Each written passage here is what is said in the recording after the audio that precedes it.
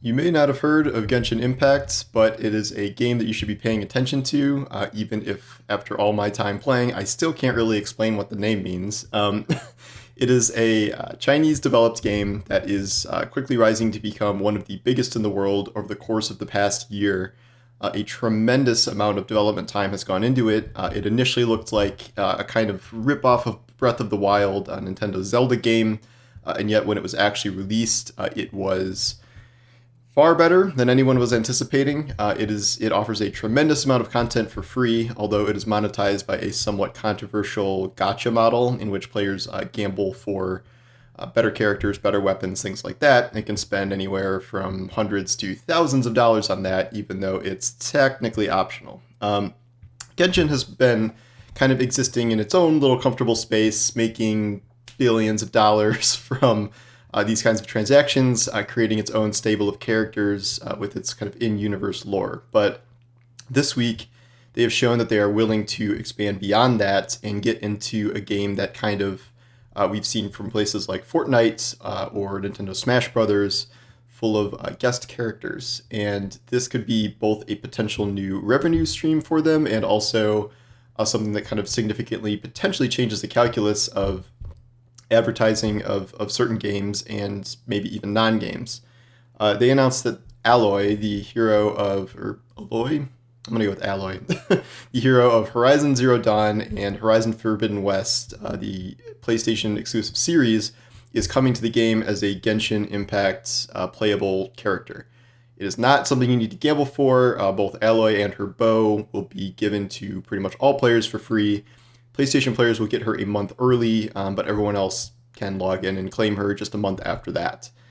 This is significant because we've seen a game like Fortnite kind of trying to establish its metaverse, like pulling in dozens and dozens and dozens of different IPs and characters. So in Fortnite now, you have a full suite of superheroes and Star Wars characters and real life athletes and all this stuff. But this is kind of a different level of collaboration because in Fortnite, when they have all these other characters, you are just kind of reskinning the same character that everyone uses. So while Batman shows up in the game as Batman, he does not have a whole unique, kit built around him with, batarangs he's throwing and all his, this Batmobile and things like that. It is just Batman who would use any weapons or abilities that anyone else in the game can use. He just looks like Batman.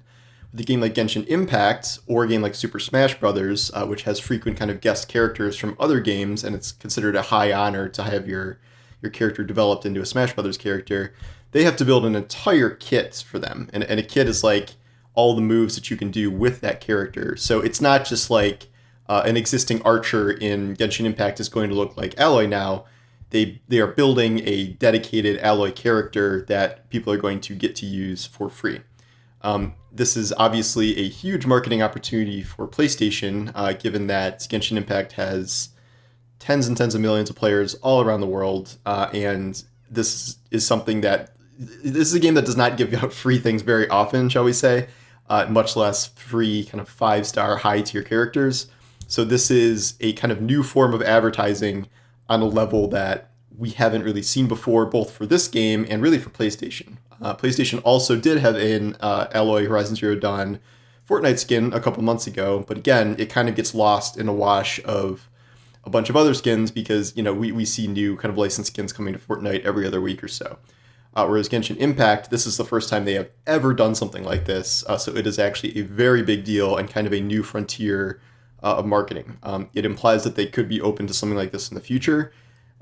Right now, they have a deal with Sony where you can only play Genshin Impact on PlayStation. It is supposed to be coming to Switch later. There are allegedly no plans for it to come to Xbox, but it's mostly a PC and mobile game. So they've clearly been working with Sony for a long time, but it raises the question of like, are we going to get Kratos as a pyro hero in Genshin Impact, a year from now when the new God of War comes out?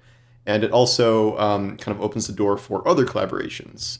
MiHoYo, the studio, has another game called Honkai Impact, which is an older game with similar, styled characters, and everyone thought that we'd probably get a character from that game crossing over. But to see someone like Aloy here is pretty incredible and not really something anyone saw coming with the game. And it really opens the door for this one of the biggest games in the world to start having kind of unwieldy influence in terms of what characters it might take on next. And if this becomes a thing, I could see, which new guest character is coming to Genshin Impact become something on the level of like which new character is coming to Smash Brothers. Unlike Smash Brothers, those arrivals are not usually done for marketing purposes necessarily, whereas this Horizon thing, it's coming pretty much right before the game launches this fall, so that is a clear marketing effort. So it's even a little bit of a different category besides Smash Brothers. So I just thought this was very interesting to see from one of the biggest games in the world, something they've never done before, and something that we probably are going to see more of in the future. So I guess we'll see how this first entry goes and what's to come after that.